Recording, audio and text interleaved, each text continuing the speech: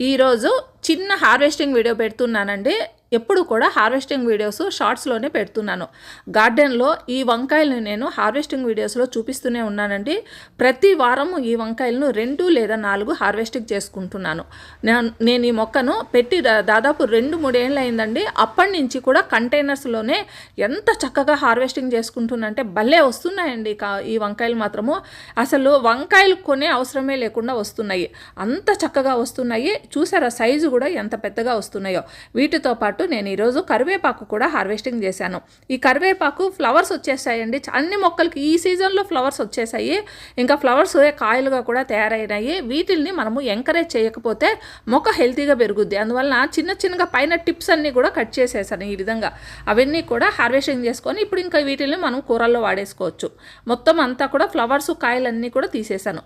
ఇంకా వీటితో పాటు కొద్దిగా చిక్కుడుకాయలు, కొద్దిగా పచ్చిమిర్చి కూడా హార్వెస్టింగ్ చేశాను. ఇది నేను చేసిన చిన్న హార్వెస్టింగ్ వీడియో అండి.